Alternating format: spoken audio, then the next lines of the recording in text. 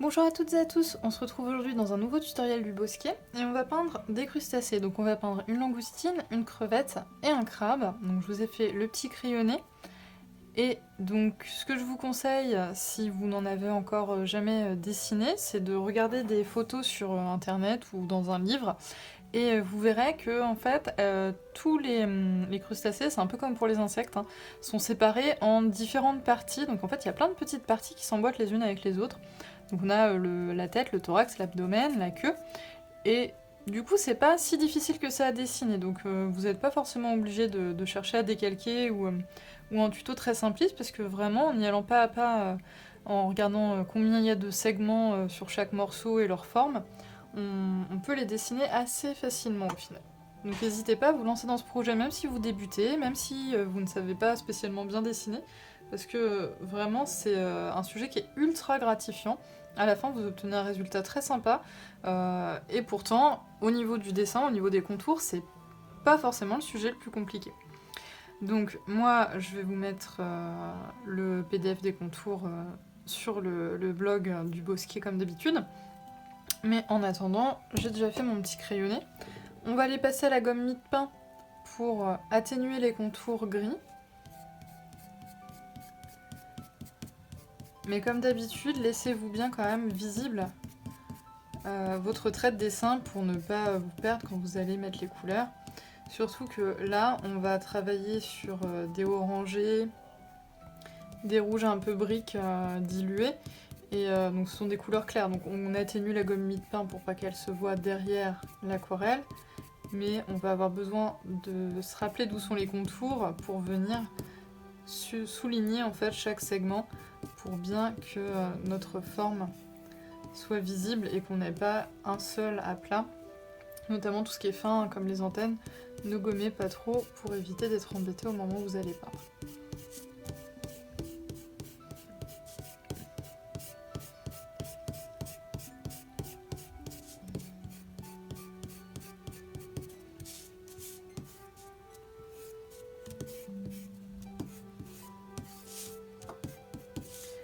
Donc, comme je le disais, on va travailler avec des orangés et des rouges un peu briques, un peu délavés pour ces trois crustacés là.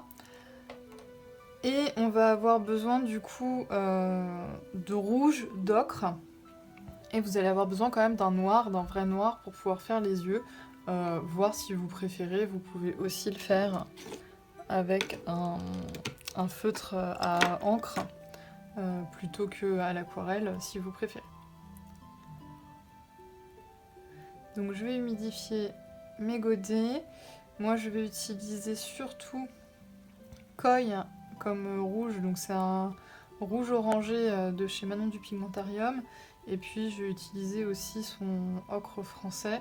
Je pense que c'est ce qui va être le plus simple pour les mélanges dans ma palette. Mais donc vous de votre côté, en fonction de la palette que vous avez, un ocre, donc un ocre c'est un jaune un peu brun.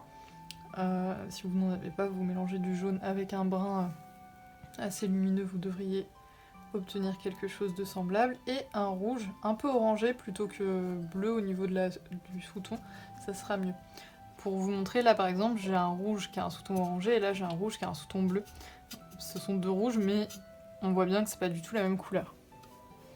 Donc moi je vais partir sur un rouge avec un sous-ton orangé. Donc celui-là je vais le laisser tel quel je pense pour mon crabe. Parce que je veux un crabe bien rouge. Pour ma langoustine, je vais aller l'affadir avec du ocre. Donc je remets mon rouge et je vais mettre de l'ocre dedans. Donc ça va venir brunir un peu ma couleur.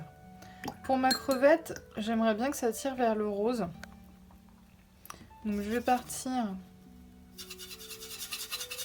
de mon rouge un peu orangé. Mais je vais le mettre exprès là où j'ai mon rouge un peu bleuté.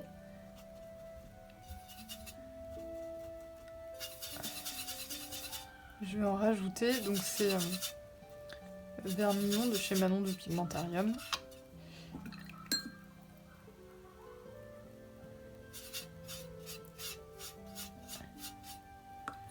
Et comme je veux vraiment que ça soit un peu plus rose, je vais pas le diluer pour avoir un rouge très pâle qui tire vers le rose. Je vais plutôt ajouter un rose que j'ai dans ma palette, qui a aussi un sous-ton bleu.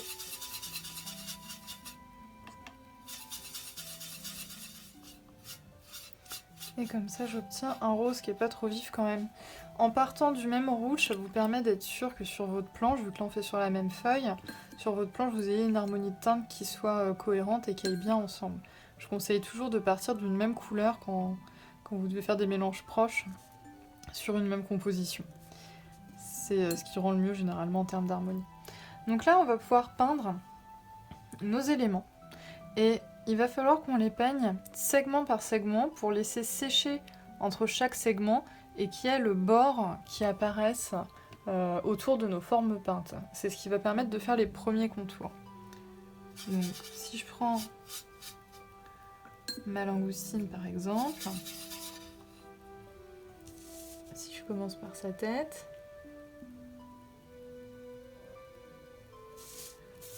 donc on n'hésite pas à tourner sa feuille pour être bien à l'aise.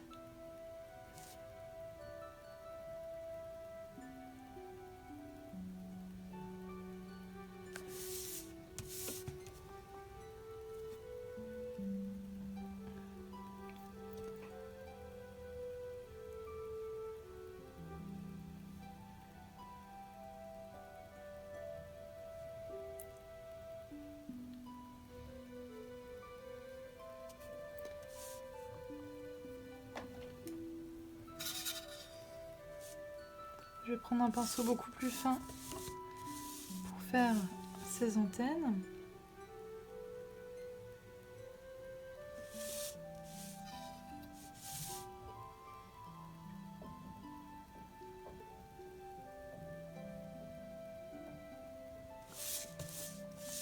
Et pour faire aussi tous les petits, comme les petits poils qui dépassent sur les côtés de sa tête. Et donc ça, je vais laisser sécher tranquillement.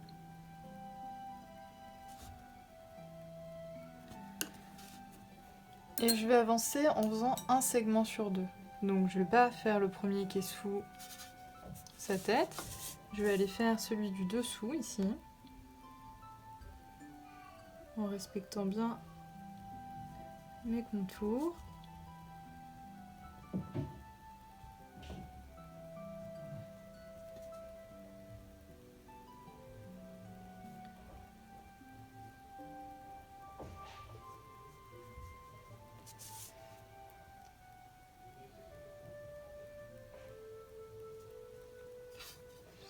On laisse les couleurs bien se dégrader. Je vais en profiter pour faire aussi la première partie de la pince.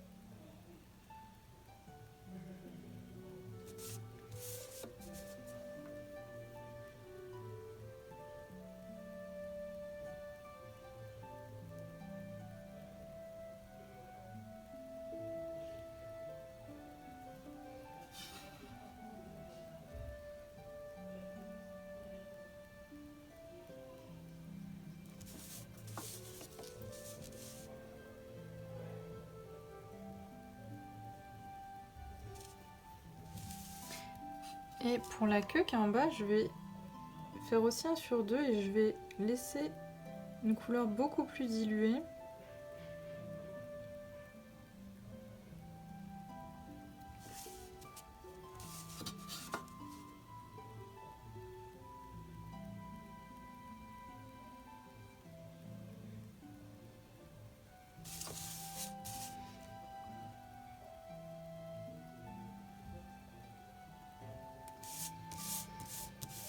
On va faire la même chose pour les petites pattes.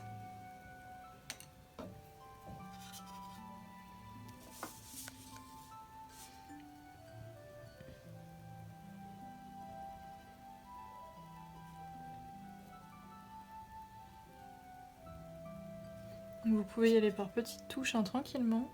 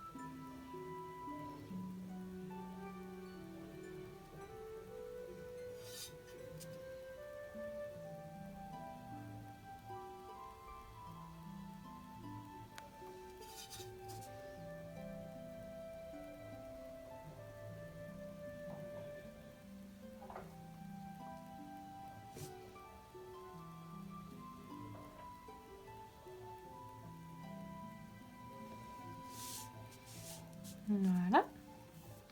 Et donc pendant que la première partie des éléments de la langoustine sèche, on va passer à la crevette. Si vous faites qu'un seul des crustacés, je vous conseille de sécher, alors soit d'attendre que ça sèche naturellement, soit de sécher avec un pistolet à chaleur, pour que ce soit bien sec avant de continuer vos autres couches. Donc pour notre crevette, on prend le rose qu'on a préparé, et ça va être le même principe.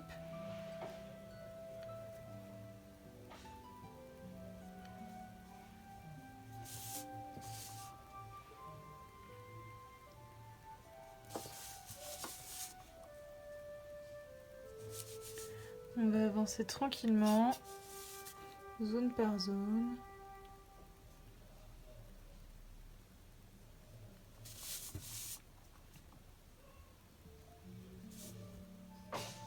Alors vous voyez, j'essaie d'avoir des contours qui sont pas forcément très nets, hein.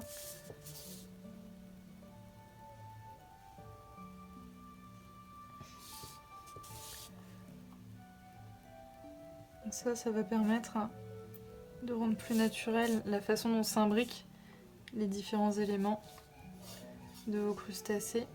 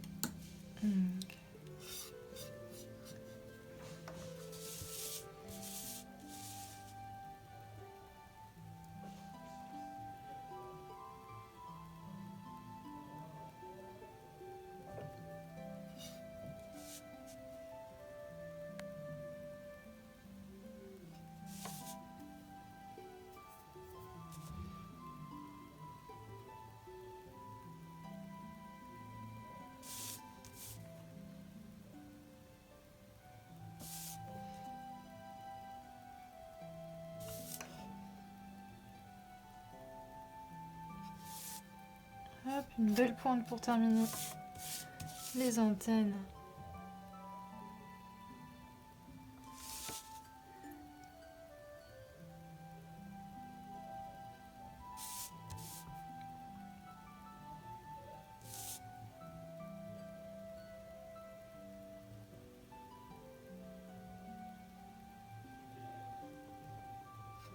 Voilà. Et on va avancer sur les petites pattes.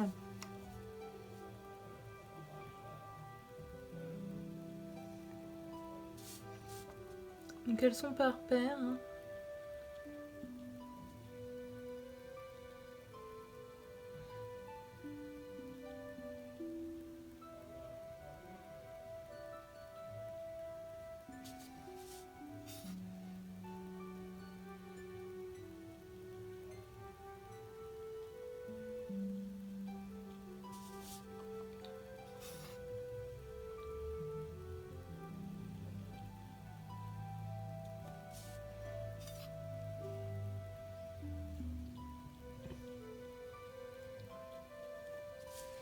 Et donc là je vous montre une autre technique que pour la langoustine. C'est-à-dire que je fais un peu en pointillé, mais je les fais de manière continue.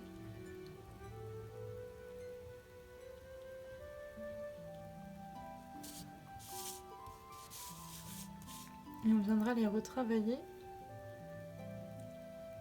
après, une fois que ça sera sec.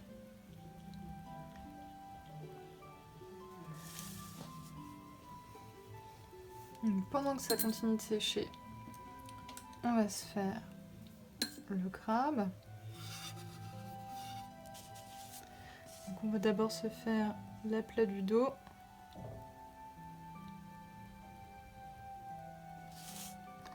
Donc ça c'est un grand aplat, donc on avance assez rapidement pour pas que ça sèche si on veut éviter les démarcations. Et avec un pinceau bien rempli,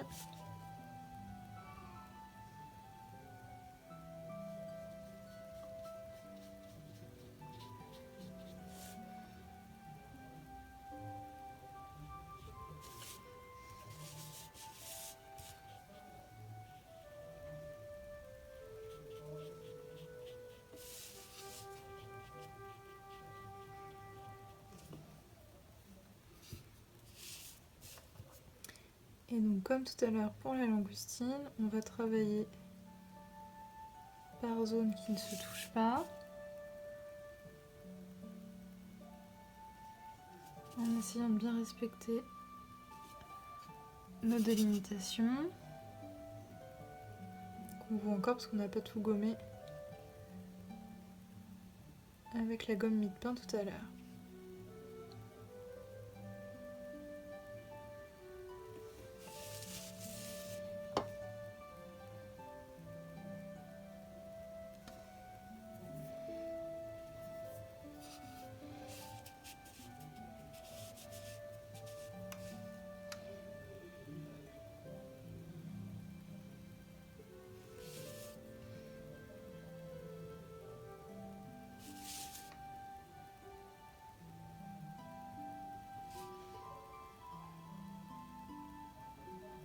Donc, comme les pattes du crabe sont en 3 segments, on fait toujours celui du milieu, hein.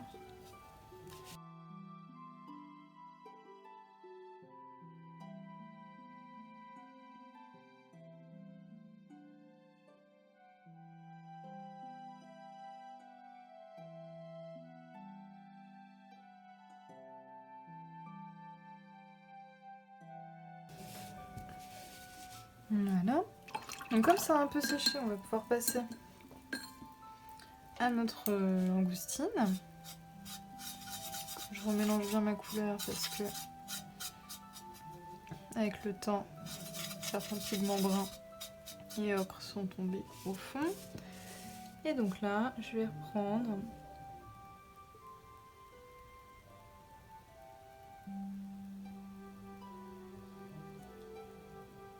chaque petit élément qui ne touchait pas les autres.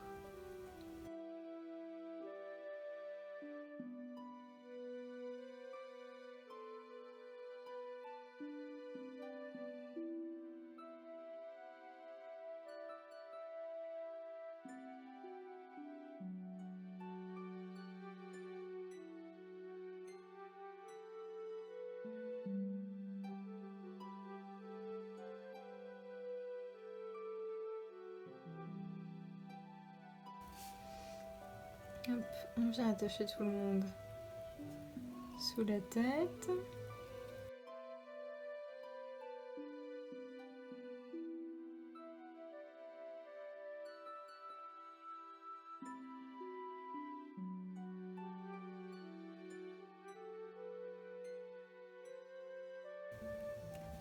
Hop, on va la laisser tranquille avant de faire le bout de la queue là. Par contre, je vais pouvoir, en diluant un peu, faire les morceaux qui sont à l'intérieur.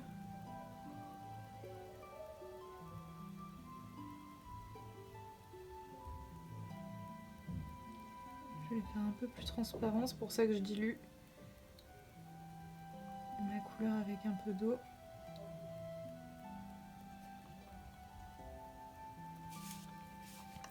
Hop, on va repasser à la crevette.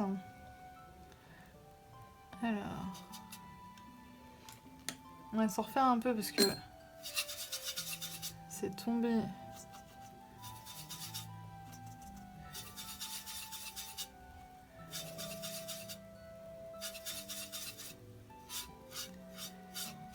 Notre rose est un peu tombée dans le rouge du crabe.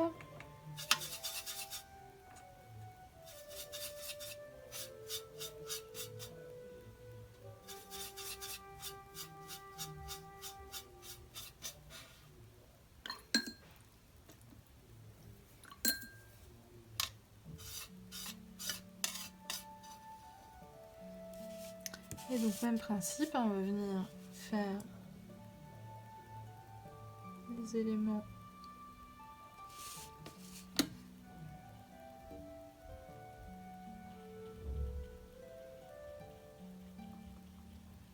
qu'on n'avait pas encore peint.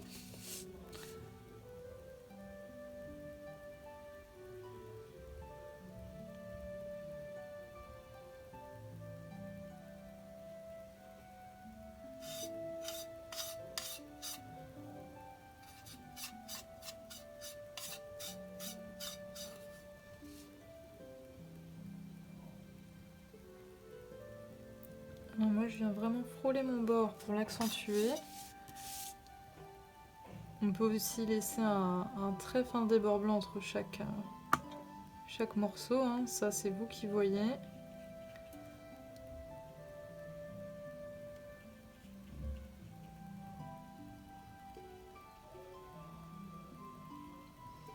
Ça dépend vraiment du style que vous voulez donner à votre aquarelle, ça. Donc ça c'est pas bien sec, encore à 100%.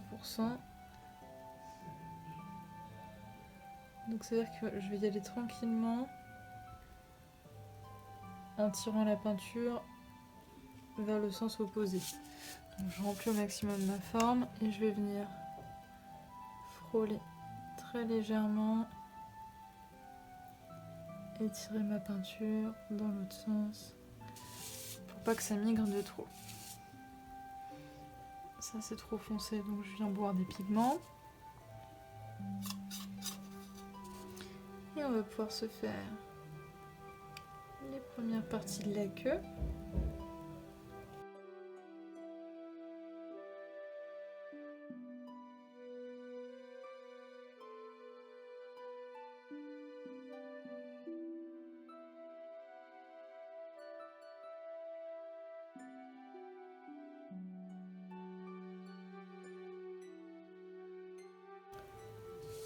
J'ai fait une bêtise, j'ai mis mon petit doigt ici alors que c'était pas encore sec. Je vais venir aspirer les dégâts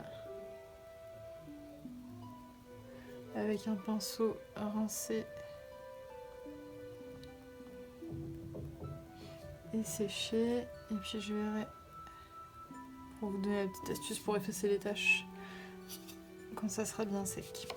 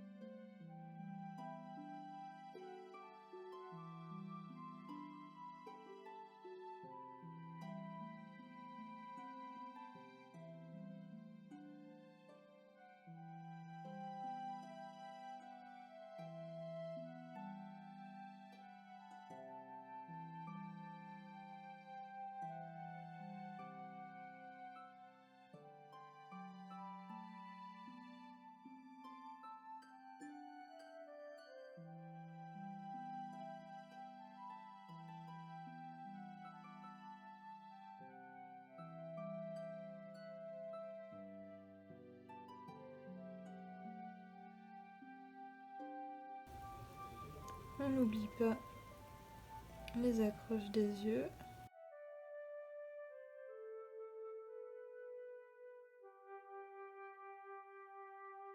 Hop, je termine les queues de la crevette et de la langoustine.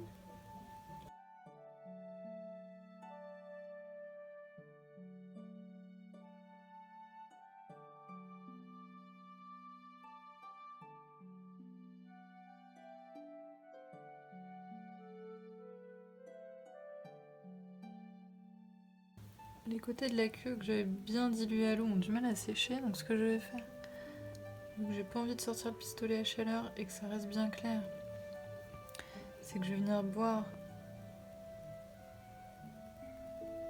mon excès d'eau avec une brosse,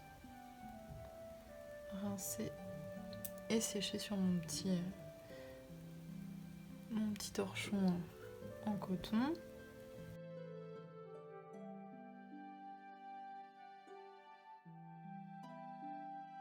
Et comme il fait bien chaud aujourd'hui, ça sèche très vite.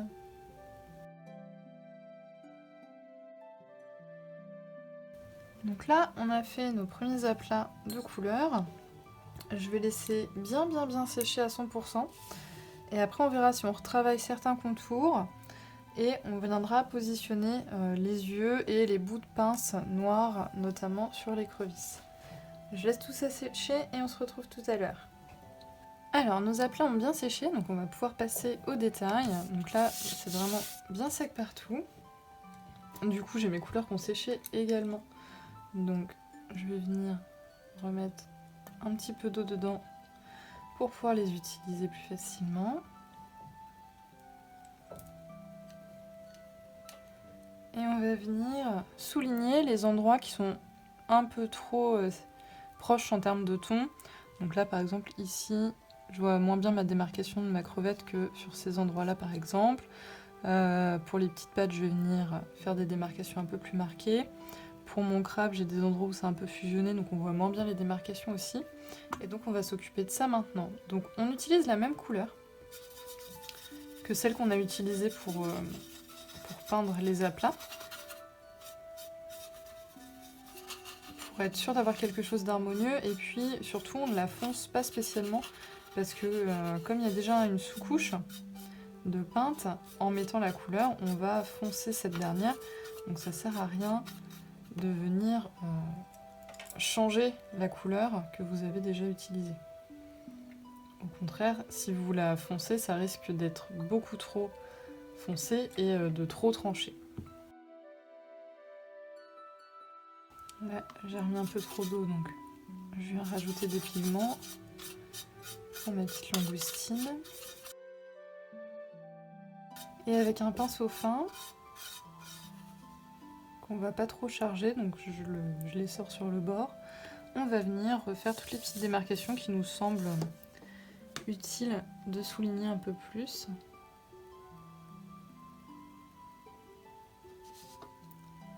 Alors vous pouvez soit le faire partout si vous voulez des contours très marqués,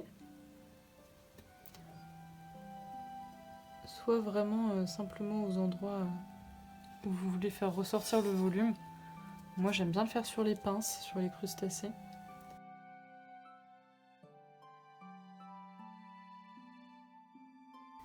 Et à ce moment-là, vous pouvez aussi venir rajouter un peu de texture sur certaines parties qui vous semblent un peu claires. Les petites pattes me plaisent bien en pointillés comme ça, elles ressortent toujours bien visibles. Je vais refaire un aplat au niveau du thorax pour le faire ressortir un peu. Et je vais venir gratter un peu là où les pattes viennent s'accrocher pour flouter les démarcations, puisque ma forme ne venait pas chercher la patte en bas là, à gauche.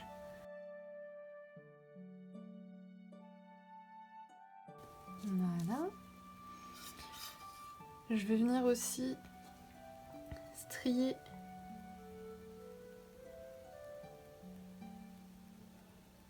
les morceaux de la queue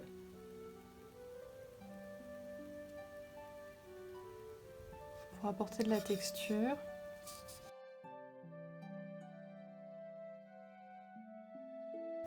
Et souligner là où elles sont accrochées. Voilà, pour mon écrevisse, ça me semble pas mal. Donc les antennes, vous voyez, je les ai fait plus claires, hein, ça permet de montrer qu'elles sont un peu transparentes. Et donc on va faire la même chose pour la crevette et le crabe. On va venir souligner les différentes parties où ça s'emboîte, si elles ne le sont pas assez au séchage, et créer des textures à certains endroits.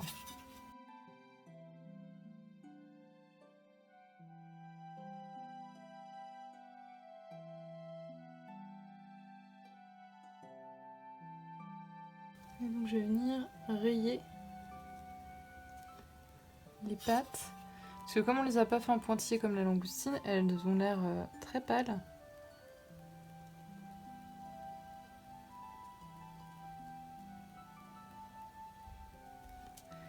Donc ça va permettre d'apporter un peu de volume.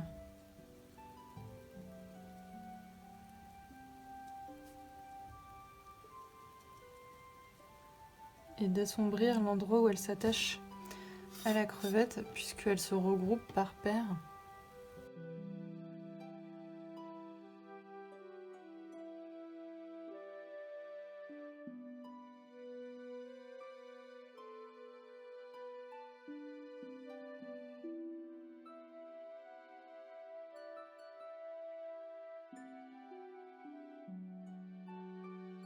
Et donc notre petit crabe.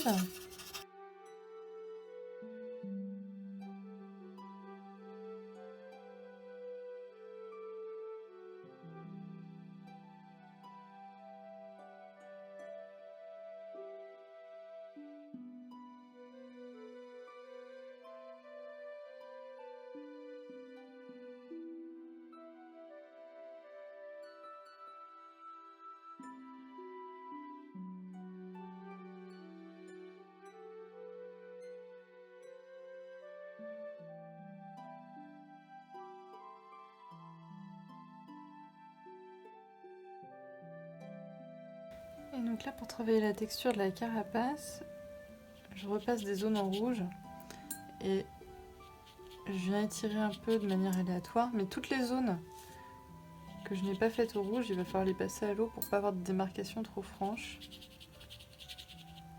Comme ça. Et on va pouvoir passer au placement des yeux.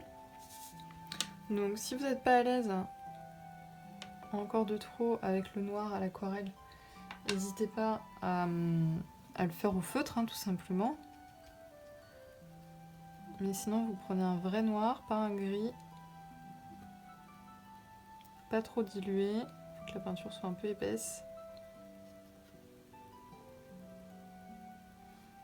Pour qu'on puisse venir juste déposer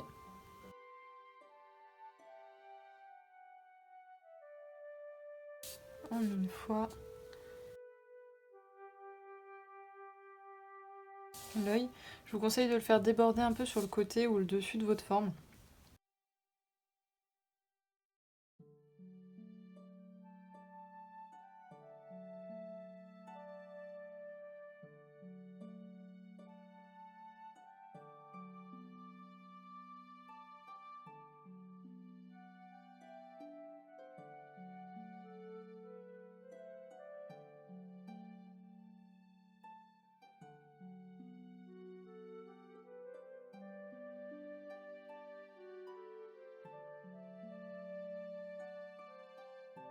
Donc on peut tout à fait s'arrêter ici pour garder le côté très transparent, très léger de l'aquarelle, ou alors on peut encore rajouter des textures.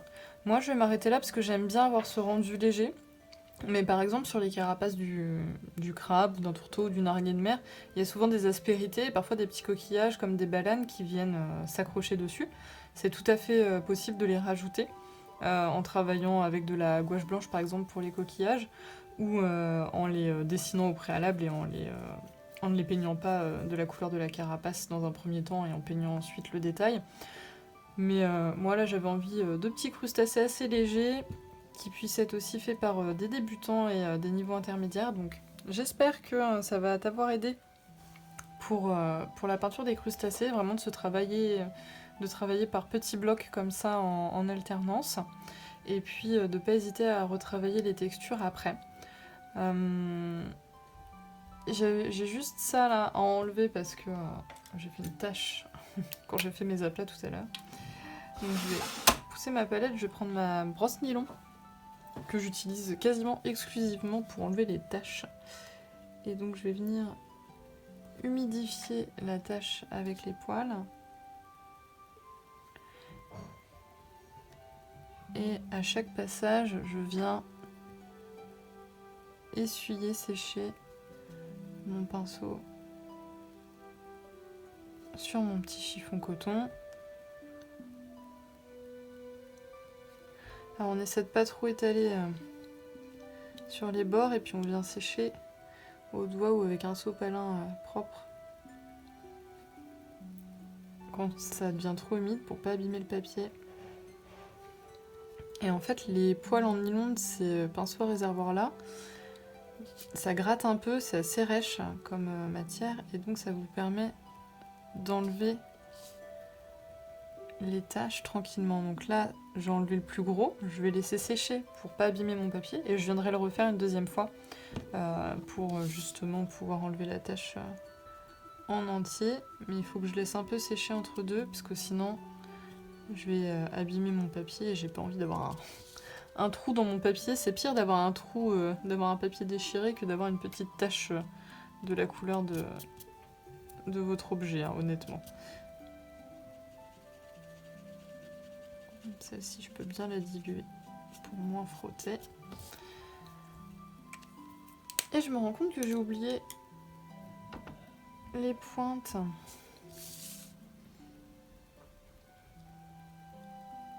Des pattes de ma langoustine. Donc pareil au noir avec un pinceau très fin. En tirant de la pointe vers la patte pour avoir une belle pointe.